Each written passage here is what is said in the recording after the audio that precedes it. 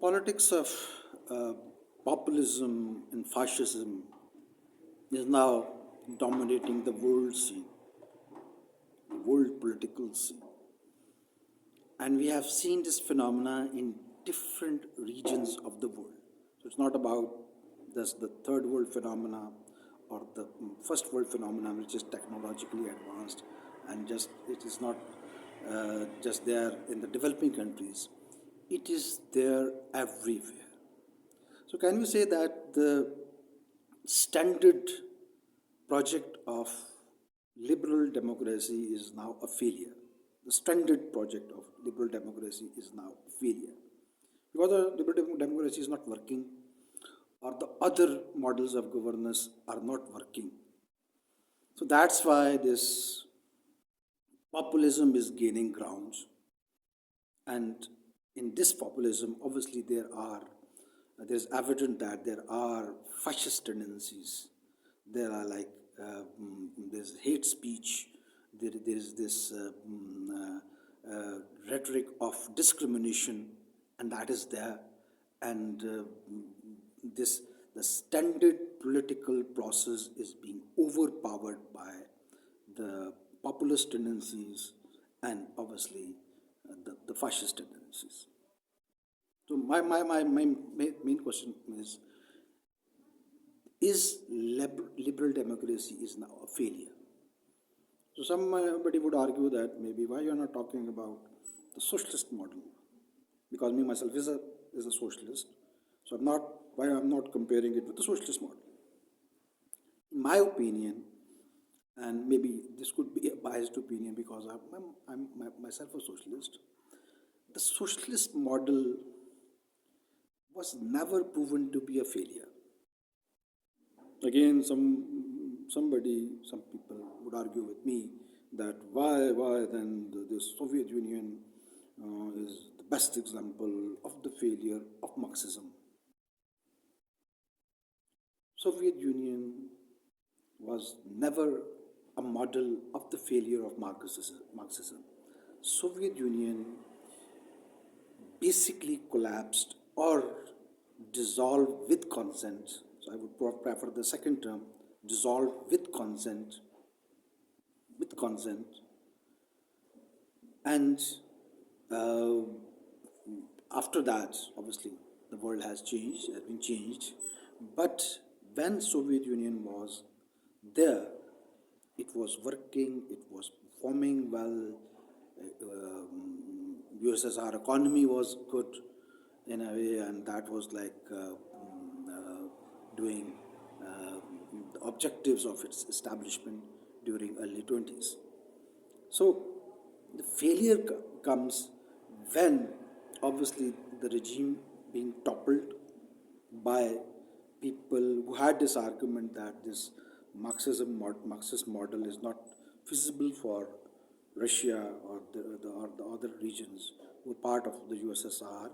And now history is telling us that decision was never proven to be a right decision, because the regions and even the Russia is not now in a comfortable position as compared to USSR. USSR was a superpower, and the USSR was able to challenge the world order, and which we have seen now. This Russia, the predecessor of USSR, is not in a position to challenge the world order. So I was trying to focus mainly on the populism, the politics of populism. There was somebody who was talking to me, and he was rightfully comparing the present times with the 30s, because fascism rises in Europe during 30s. Franco in Spain, Mussolini in Italy, and obviously Hitler in Germany. They were all obviously fascists. And their times were more or less the same, the 30s. Civil war in Spain, Mussolini took over power during 30s in Italy, and then he went for an expansionist empire on the footsteps of the once mighty giant Roman Empire, and Hitler was trying to establish his proposed fact that the Aryan nation is the most intelligent nation and the most deserving nations, and according to the principle of eugenics, the most intelligent nation must be ruling the world. So he came with that rhetoric, and he established a Nazi state in Germany. So what's different? The 30s phenomena and now this populist phenomena. I must tell you that the populists are always also having these fascist tendencies in their development. This fascist part is always there when you talk about the populist phenomena. And again, there could be a counter argument that there were many leaders in the world who were quite popular, and popular being popular and the populist, I think these words are can be explained in a different way, because the popular does not necessarily mean somebody is having these populist ideas or populist way of seizing the power and governing a country.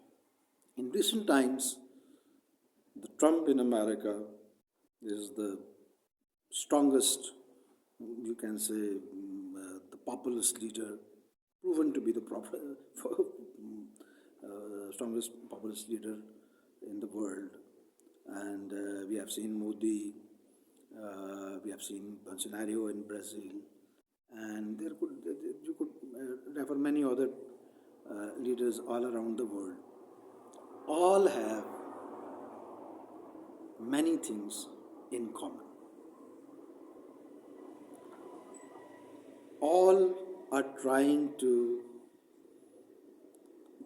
convey this message that the way they are thinking, the way they are seeing the world, and that is more or less an oversimplification of the affairs. For example, Trump used to say, and that this is his favorite sentence, that he want to make America again. We want to make America great again. So America is not great now. America is on the losing side. America was once great. So the past glory. So you can compare him with the Mussolini, who was once talking about the glorious past of the Roman Empire, and he was trying to re-establish the second great Roman Empire, and Hitler was trying to do the same, and obviously Franco must be having the same arguments. So something which is like what the glory of the past. And Trump basically, when he talks about making America great again, he's talking about the times when America was like sort of a power in the Western world, in Western Hemisphere, because the eastern part of Europe and most of the Asia was quite red and quite socialist and not in common standards like the capitalist. So everybody has his or her own argument, and every populist leader has some ethnic or maybe religious group which serves as a scapegoat for them. For Modi, the outgroup is Muslim. For Trump, it is the outgroup is immigrants, illegal or otherwise, but the immigrants in a way. And maybe you could find out maybe if there are other populist leaders, so they must be having their own outgroup, and they must be those outgroups must be serving as scapegoats. So they're not realizing their responsibility, not accepting their failure, their fault. If something bad has happened, so they're not accepting it.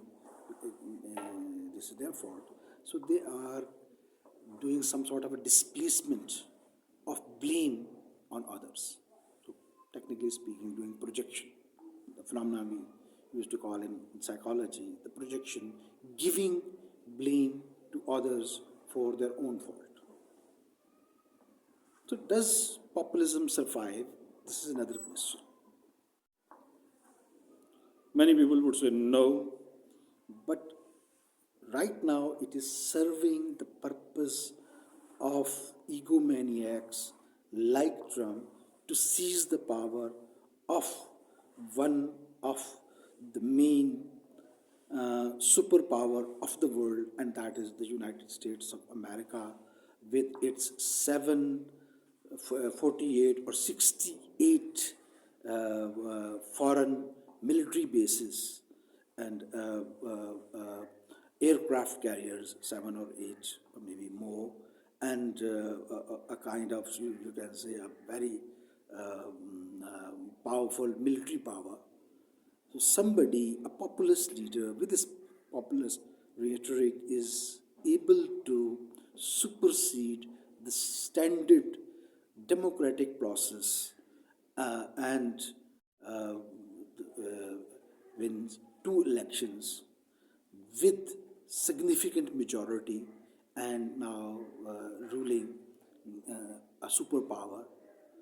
So populism is serving the purpose.